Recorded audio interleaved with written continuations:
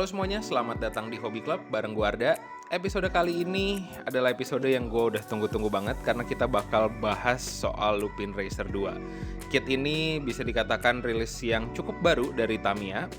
Di kit ini merupakan hasil regenerasi kali ya, atau versi baru, versi 2 dari Lupin Racer. Gue excited banget karena ya kalian udah familiar lah ya, di channel ini sering banget menggunakan figur Lupin sebagai ikon. Di mobil side damper gue ada, di mobil STO gue juga ada. Sekarang hadir versi 2-nya, so kita langsung bahas. Dari boxnya, seperti biasa Animal Racer formatnya vertikal, di mana atasnya kalian bisa lihat animalnya, lalu di bawah kalian bisa melihat kit aslinya setelah dirakit. Lalu di samping kita juga bisa lihat part apa aja yang didapat. Oh, dan di sini kayaknya part yang kita dapat cukup menarik ya. Dan yang pasti di sini Tamiya juga ngasih tahu bahwa akan ada animal figure yang kita dapat sudah dengan format pre-painted atau udah dicat. Oke, gue udah gak sabar banget. Sekarang kita buka kitnya. Tadam! Oke, sekarang kita mulai bahas dulu dari bodinya. Ini adalah body Thundershot yang udah dibikin bolong bagian kanopinya atau bagian cupnya supaya animalnya nanti bisa fit in di dalam kitnya. Untuk warnanya sendiri ini adalah warna biru navy. Kita sekalian buka aja ya guys. Dengan bahan ABS.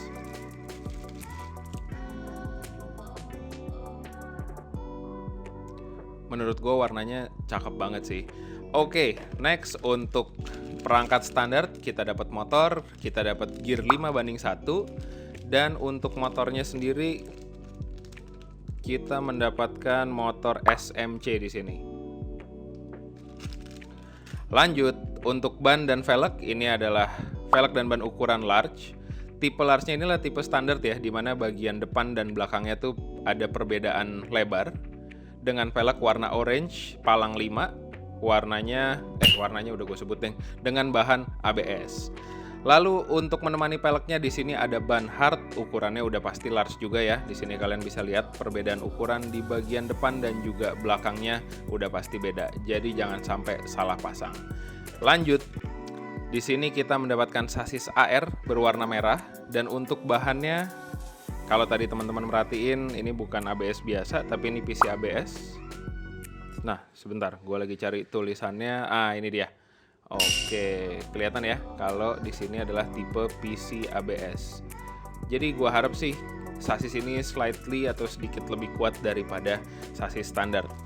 Dan untuk A-parts-nya di sini berwarna hitam dengan bahan POM. Jadi yang dimaksud dengan bahan POM inilah bahan yang lebih low friction, artinya lebih licin dan diharapkan lebih gesit di track untuk rollernya dan juga untuk busing rodanya. Next ada manual. Manualnya seperti ini.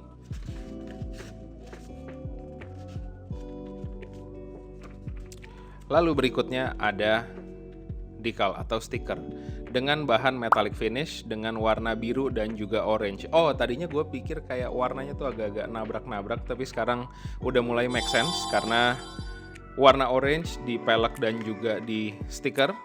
Lalu sisanya ada warna body. Warna sasisnya aja sih yang agak mentereng sendiri.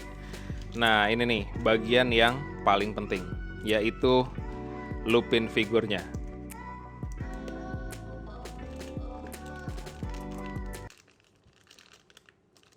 Ternyata segel guys. Tada! Asli ini keren banget sih. Dan karena ini sudah dicat di pabrik, jadi hasilnya tuh bagus banget, nggak ada tuh cat-cat yang bleber gitu. Dan di sini kelihatan Lupinnya tampak lebih serius dibandingkan Lupin yang sebelumnya. Oke, itu adalah part yang kita dapat. Sekarang kita akan mulai proses perakitan.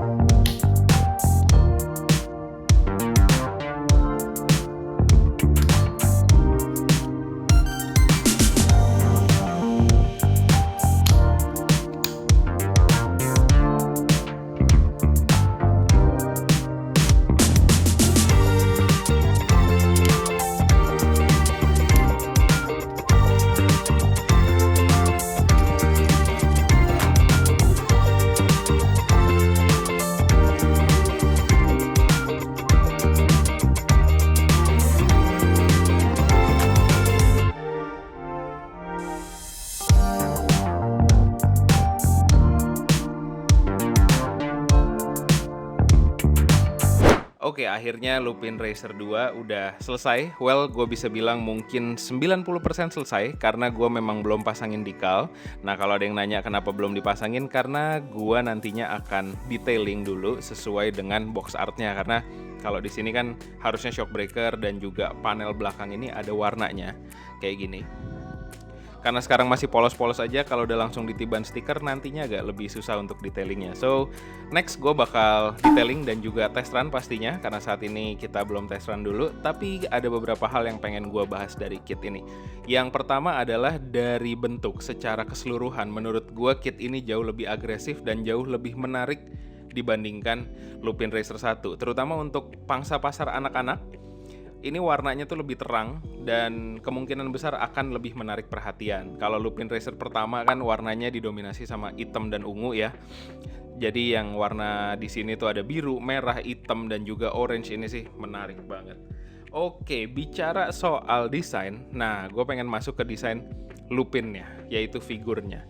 Kalau dibandingin sama Lupin Racer pertama, menurut gue Lupin Racer 2 ini lebih serius, lebih dewasa kelihatannya dan juga lebih realistik sebagai serigala.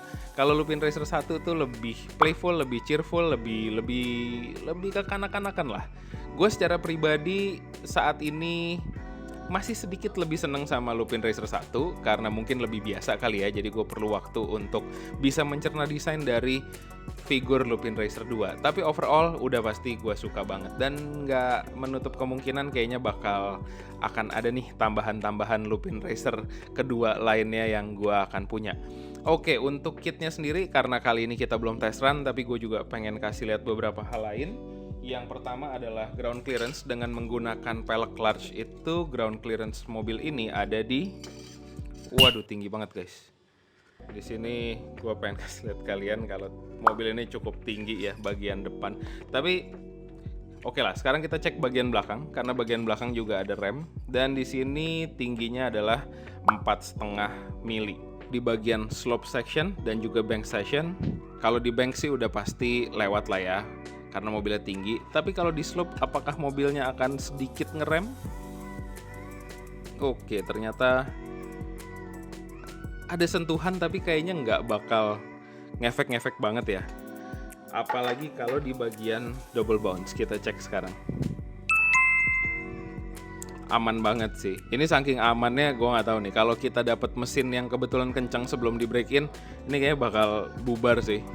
Oke, anyway, tapi itu untuk mobilnya. Iya, yang gue juga pengen cek adalah beratnya. Sekarang kita lihat.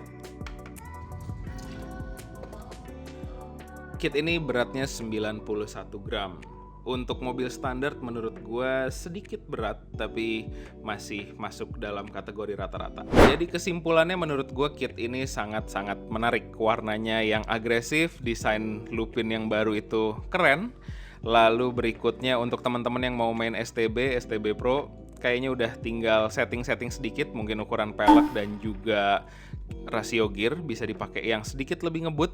Lalu untuk anak-anak atau teman-teman yang baru main, kit ini kayaknya recommended banget karena sasis AR punya satu kelebihan. Kalian kalau mau pasang baterai dan juga ganti mesin atau ganti motor kalian itu bisa dari bawah, jadi mempermudah kalian pada saat proses main. Oke, itu aja dari gue untuk episode kali ini. Thank you untuk teman-teman yang udah nonton dari awal sampai akhir. Jangan lupa untuk subscribe dan juga follow gue di Instagram untuk tahu info-info terbaru dari channel Hobby Club. Oke, kalau gitu sekarang gue pamit dan sampai jumpa di episode berikutnya.